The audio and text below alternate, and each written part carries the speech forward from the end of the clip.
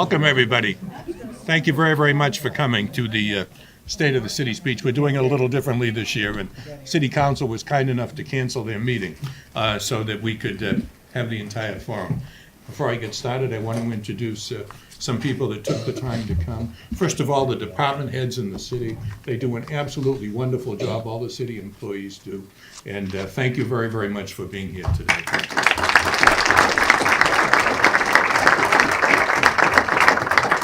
I want to introduce two members of our legislative delegation. Took the time on a cold night to come here. State Representative Linda Dean Campbell, the dean of our delegation. And our own homegrown representative, State Representative Andy Vargas. I want to thank and introduce the city councilors. They're all here, every one of them, and I want to thank them very, very much for being here and also for giving me this opportunity to speak.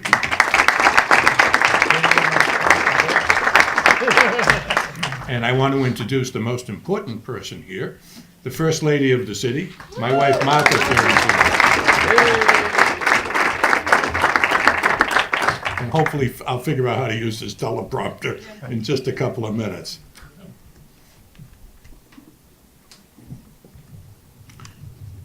Thank you again for being here. As we assemble here tonight, Haverhill's being transformed. Our unemployment rate in November was under 3% for the first time in decades. Like all gateway cities, we continue to have a gang problem, but overall crime in Haverhill, thanks to an excellent police department, has dropped in half over the past 12 years and is now at rates unseen for many years. Our industrial parks are nearly filled, and we now have to tell businesses that want to locate here that we might not be able to find a place that meets their needs.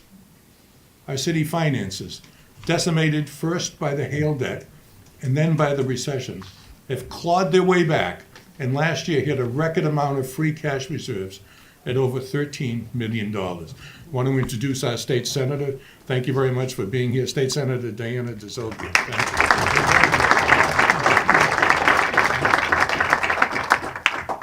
Our tax rate remains stable and reasonable, and we've been able to tax under the max for 4 years in a row. Our schools are being renovated, with a brand new school open at Hunking and a new school or renovation planned at Constantino.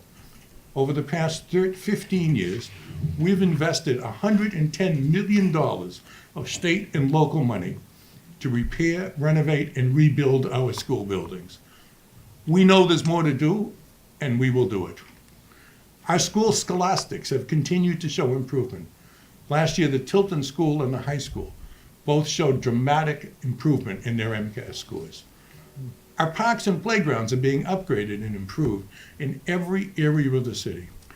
This summer, we'll kick off a new and improved Riverside Park project with a new walkway along the water. And in our downtown, a total of 7 new projects happening all at once add a new page to the Haverhill Renaissance. Let's take a moment to review those projects. As you enter downtown from Lafayette Square, coming on Essex Street, the concrete building on the right is called the Chen Building. It's been dilapidated and abandoned for decades. It looks like it was a parking garage, but it was part of our shoe industry. It's one of the last remnants of the downtown shoe district. It's being remade into 62 units of modern housing, 40% of which will be available for young working families.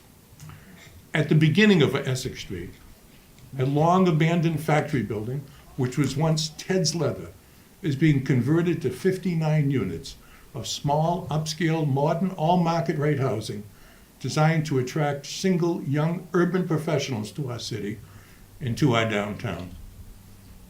As you turn the corner to Washington Street, the building that was once Haverhill Music and earlier, housed my grandfather's grocery store, where I had my first job at the age of 7, is now going to be remodeled into 14 units of modern market rate housing with a retail store and a restaurant on the first floor.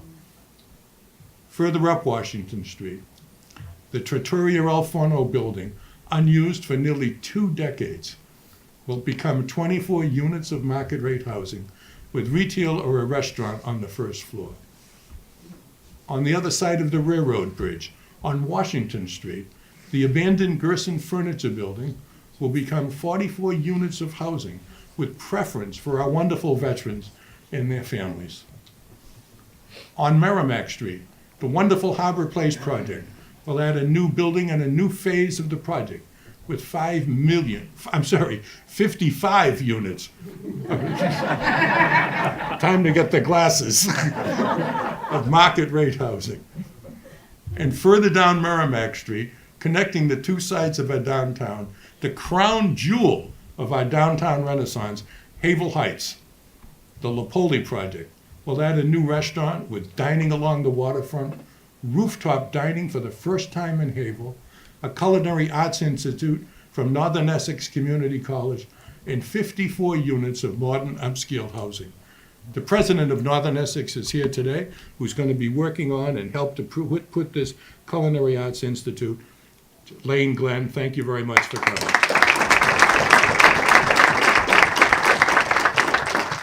The beautiful 10-story Haverhill Heights building will become the centerpiece of our new downtown with a new look that'll help to attract investors from all over the state. This great new project continues our boardwalk and continues our vision of connecting our citizens to their most precious asset, the Merrimack River. Altogether, these 7 new projects will add an additional $100 million of new investment in our downtown, nearly $1 million in permit fees, and will add 200 to 300 new construction jobs, and eventually $500,000 in new taxes every year. We started this journey 15 years ago with a dilapidated downtown where little investment had taken place in decades, and with the largest municipal debt in the history of the Commonwealth. Today, at this juncture of our journey, we've added millions of dollars to our tax rolls. Our restaurant district has nearly 28 restaurants and is booming thanks to the nearly 1,000 new residents we've attracted downtown. But now is not the time to rest on our laurels or to congratulate ourselves on our success. Now is the time to plan the next phase of our vision to revitalize the downtown and our city. Now is the time to plan the next phase of the Haverhill Renaissance. Today, our business parks are mostly filled. Our vision to turn old shoe factories into housing has largely been fulfilled, and today nearly every old factory has been converted or is under agreement. The next phase of the Haverhill Renaissance must extend beyond downtown, as people and businesses are being priced out of Boston and Cambridge and Somerville. We have an opportunity here to attract new businesses and new residents and build the city of tomorrow. This is our chance to plan the Haverhill of tomorrow. This is our time. We must attract new businesses and new residents while still maintaining our schools, our environment, and that unique quality of life in Haverhill that makes us proud to call Haverhill home. The way to do this is with a new master plan. This week, we begin work on the new master plan to plan a city of tomorrow. That city of tomorrow must include more locations for businesses to locate here. This is job 1 of the new master plan. Now, we've already been working hard to bring new business here. We've rezoned our industrial parks and rebranded them as business parks. We rezoned the outskirts of our city to bring in an unprecedented amount of retail and restaurants. And we rezoned downtown to make it easy to convert old shoe factories to housing and to make our downtown the best restaurant zone north of the North End. We gave out tax breaks sparingly, but when we did, it was to keep employers like Southwick here, so we could continue to say that nearly every Brooks Brothers suit made in America is made right here in Haverhill. If we're going to attract new business, there has to be a place for the employees of these businesses to live. Our existing master plan concentrated growth on downtown, and it worked. Today we have $200 million of new investment in our downtown, and nearly 1,000 new residents. But we're at a crossroads. Our old factory buildings are filled, new young residents. As the young people who live downtown have children, downtown living will no longer be as attractive to them. They want what we want: a backyard, a place for their children to play, a school in the area. They and the children and grandchildren of those of us who have lived here for years need a place to move to. But right now, there is a critical lack of places to buy or to rent. The shortage of housing is causing rents to skyrocket. I hear it everywhere, to levels unheard of in the city. Many families that have been here for decades can no longer afford to live here.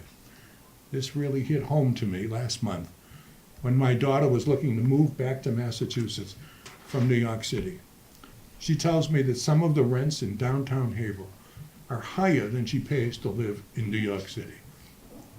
Rents are too high for one simple reason: supply and demand. This isn't just about affordable housing, although there's not enough of that either. It's about all types of housing, from single-family housing to condominiums to multifamily homes. As Governor Baker said last week, we cannot solve our economic problems until we solve our housing problems. The lack of supply is caused in large part by red tape and regulatory barriers. Governor Baker's proposed a modest plan to loosen some of those regulatory barriers. It's a good first step, and I was proud to endorse it. Haverhill must also do its part. In addition to finding a location for new business park, the new master plan must work to expand and improve our housing stock. Improving our housing inventory doesn't just mean building new housing, although that has to be part of it. It also means improving what we already have. And that means a larger, more aggressive inspectional services team. This fall, we implemented a new online permitting system that expedites the inspection of new housing, new and old housing. We're determined to clean up illegal and substandard apartments. Within the past few weeks, we've uncovered 9 illegal housing units and 3 illegal rooming houses here in the city. Now we need to add to that inspectional services team. Expanding inspections will improve our housing stock and help bring the middle class back to areas where we need them the most. Improving our housing inventory also means attracting more first-time home buyers and owner occupants to the core of our city. Home ownership and owner occupancy is the best way to turn a neighborhood around. We know that this road will not be an easy one, and we know that we might fail, but we cannot fail to try. We will start by expanding our first-time home buyers program. Our first-time home buyers program, started as a pilot a few years ago, has already helped 5 new home buyers buy homes on Cedar Street and in the Lower Acre area. But unfortunately, there hasn't been as much progress in the Mount Washington area of the city. This year, in our community development block grant budget, I'll propose an increase in our first-time home buyers program and concentrate that increase in the Mount Washington area. I'll also propose expanding our inspectional services team and also concentrating on that area. Improving Mount Washington area also means recognizing and assisting those who are already doing great things in that area. We have with us the founder of the Urban Kindness Program, Mr. Keith Boucher.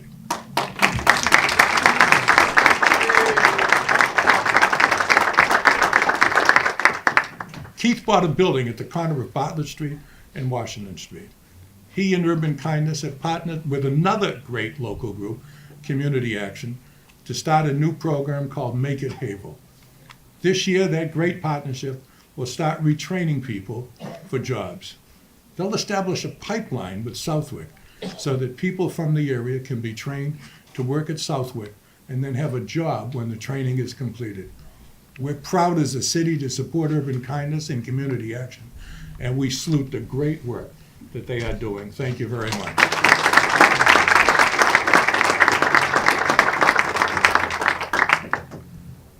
Improving our housing stock will do one more very important thing. it'll help us to control crime.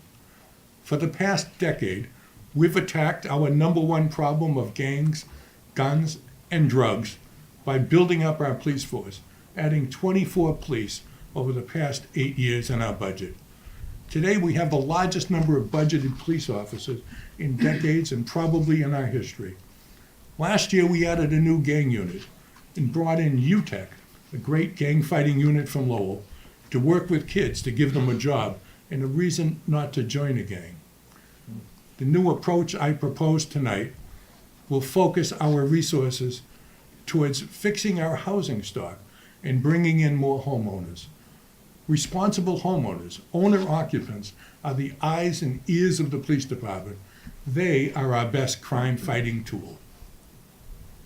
Our old master plan helped to shape the direction of the city for a quarter of a century. Our new master plan will set the focus for the next quarter century. But we know there are some problems that cannot wait. We also know one area where the future is now, along the riverfront. A few years ago, I announced a plan to rezone along the waterfront in Bradford so that all of our citizens would have access to our greatest asset, the Merrimack River. As I said at the time, the river belongs to all of us, not just to those fortunate enough to live next to it. To further expand that vision of expanded public access, we built a new rail trail, opened up the view of the river along Water Street, and rezoned along the riverfront in Bradford. Now it's time to go even further. Later this month, we'll put out a bid once again on the city-owned property where Ornstein Heel once stood. Later, we'll submit changes to our waterfront zoning to strengthen our ability to gain access to the waterfront. We'll expand our rail trail so that we can continue our vision of someday having our old emerald necklace of walkways, parks, and playgrounds all along both sides of the Merrimack. And later this month, our first developers of new housing along the river to take advantage of our new riverfront zoning will come before the City Council for consideration. Our next master plan has to work to improve the lives of people who are already here and to attract new families here to Haverhill. Haverhill is the affordable alternative to Somerville, Cambridge, and Salem. Growing outside of downtown and bringing new families to our city is a good thing, not a bad one. It brings unprecedented opportunities and new challenges. Those challenges themselves should be looked upon as opportunities to improve the city. New families add youth, vigor, and vitality to the city, and that's what we need. Many of the new families in Bradford helped to spearhead the drive to build a new hunking school, which today is the most beautiful school in the region and a wonderful tribute to our city. In planning for that new hunking school, we planned for the future. Today, while some of the schools in our city are overcrowded, there are around 190 vacant school desks in our system, most of them in Bradford. This is a challenge and an opportunity to redistrict and bring relief to some areas where schools are overcrowded. I know the superintendent is making this a top priority, and I fully support her on that endeavor. Similarly, the growth that took place in the western end of the city a decade ago brought in new families, helped to revitalize an entire section of the city, and now gives us the momentum we need to restore and revitalize the Constantino School. Our plans to renovate or rebuild the Constantino School are on schedule and moving ahead, and we will redo that school. I'm happy to report that we will be able to pay that school without asking the taxpayers of this city for a debt exclusion or a tax increase.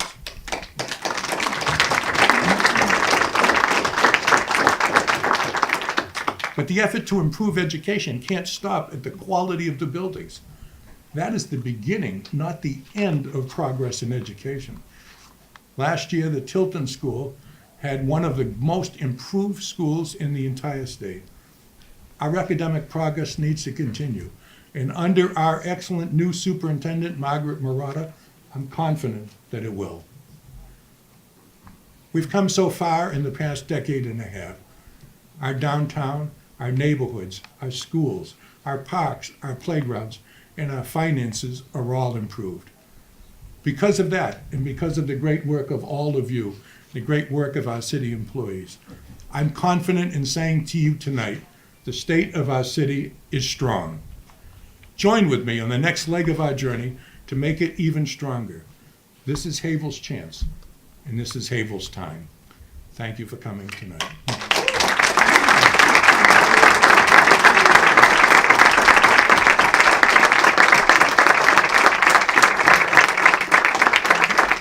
Please join me downstairs. We have a great reception. My niece made a lot of great cupcakes.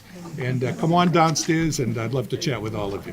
Thank you very much for coming. Thank you, Mayor.